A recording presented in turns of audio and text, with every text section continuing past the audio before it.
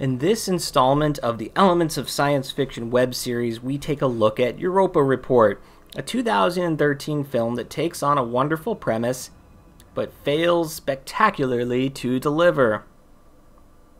Space is dark, or so said the wise and intrepid space ghost. Europa Report succeeds in capturing all the extraordinary firsts of a manned space mission to Europa.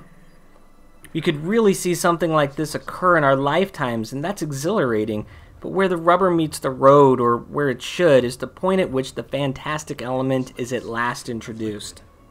I love the idea of exploring cutting-edge contemporary science fiction, a kind of speculative fiction where the gulf of plausibility is narrowed between what could be and what could possibly never, ever happen. Known as the Kanamar chaos. Well, they tease the idea that simple monocellular life in our solar system might not just be possible, it might be probable. I want to go to Europa, go ice fishing. Cut through the ice, lower a submersible, look around, see what's there. See what swims up to the camera lens and licks it. If life exists... The first 20 minutes succeed in bridging this gulf expertly. The clip with Neil deGrasse Tyson isn't acting. He really said this, and we, in present-day society, really should be checking out the moons of Jupiter, especially the ones that suggest liquid water. Is life on Earth wildly anomalous or totally pervasive across the universe?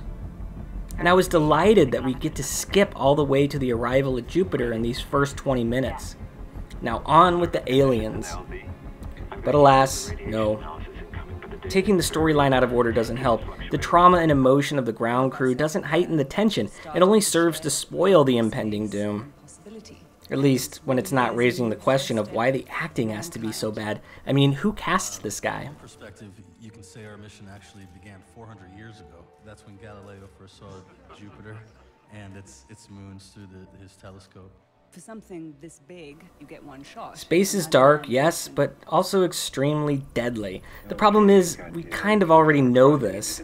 I feared that Europa Report would get bogged down in the mundane tasks, all the possible accidents that are attendant to any old space mission.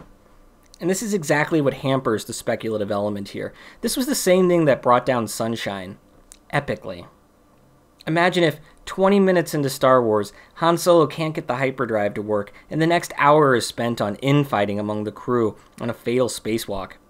It's just this sort of thing that should take a back seat, be done economically, and as a reminder that, boy, space is hard, and it really sucks too.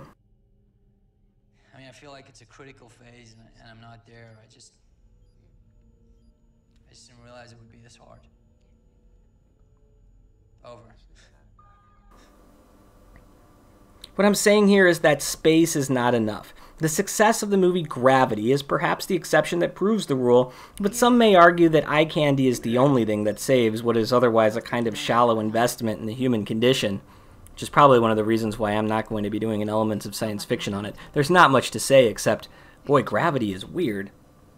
You fight and you fight again. The premise of life on Europa starts out immediately as a kind of Chekhov's gun, which is a literary term that means if you introduce a gun early on in a story, it's bound to go off at some point. Otherwise, why did you introduce a gun into the story? Life on Europa is a powder keg of story possibilities, and a movie that would rather show us the cliche of space madness, family longing, the stress of being in outer space a long time. This just isn't going to succeed. The Abyss is a great example. It doesn't just tease us with extraterrestrials inhabiting the bottom of the ocean, it gets down and explores them. Prometheus also stands out as a great example. I took on the same conundrum with my own story, Analyses, placing the present action one mission after the first to discover alien life on the moon of Jupiter, while preserving all the difficulties of getting on with the hostile environment in space, but with aliens. The crew manages to succeed in placing a probe beneath the ice layer of the moon, finally, and the many seismic tremors are perfectly suspenseful, and it is a great relief that they get the damn thing to work. But when the probe is attacked by some kind of radiation monster, it is a supreme letdown.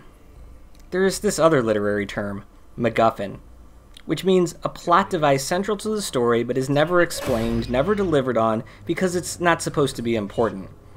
George Lucas said that R2-D2 is a MacGuffin because the Empire is tracking him down, but blowing up the Death Star winds up being more important. Rosebud is a MacGuffin. Marcellus Wallace's briefcase is a MacGuffin. But a MacGuffin completely fails when it turns into a Shaggy Dog story, which is another literary term that means a story that gets closer and closer to revealing what lies at the center, only to find out nothing lies at the center. Infuriatingly so, sometimes as a deliberate joke. It's like shaving away a shaggy dog only to reveal there was never a dog there at all, but it was just a big pile of hair. Shaggy Dog stories are supposed to be funny, and revealing the build-up was just a joke played on the listener, and while Europa Report isn't a Shaggy Dog story, it isn't trying to be a Shaggy Dog story, and it isn't necessarily failing as a Shaggy Dog story on accident, the lack of true interaction or revealing the true nature of alien life on Europa is profoundly disappointing. Could we just see the space monster, please? Nope. By the way, Neil deGrasse Tyson warned you that this was going to happen. Nevertheless, the brave marine biologist goes on a spacewalk, which succeeds in finally giving us what we should have got a half an hour in. Confirmation of biological life. Soak it in. Yes, yes, it's a wonderful moment in human history. But what was that damn radiation monster about? Ah, there it is again!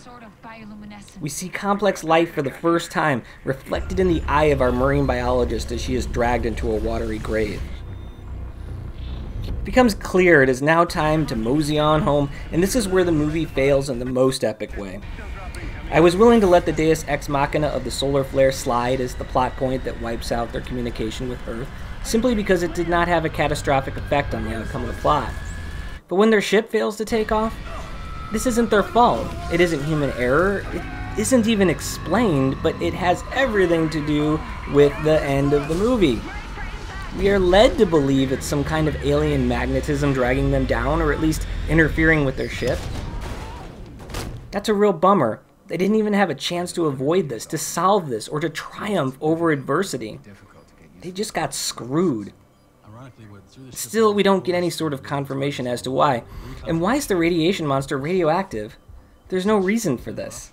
Unless it's some kind of intelligent life-generating radiation, because it's like a ship under there. Or I don't know, maybe it really is just a space octopus that emits terrific amounts of fatal radiation. Either way, we don't get to know. But it has everything to do with what goes wrong. All we get is one final image of the beast, one little picture. And that's the disappointing sum total of the movie. An entire crew killed for the sake of transmitting an image of a thing. Just this thing.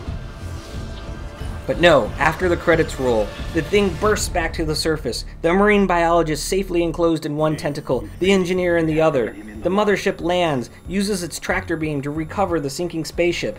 Betentacled radiation monsters wield laser welders and fix everything in sight. The captain is brought back to life and honored with a space lobster dinner aboard the mothership, where the crew is congratulated for helping humanity pass their big test and proving worthy of extraterrestrial contact.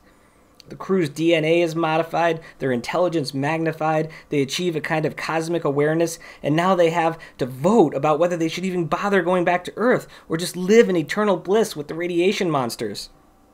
Now that is a goddamn movie. Sebastian Cordero, post a reply below and we will get started on the sequel.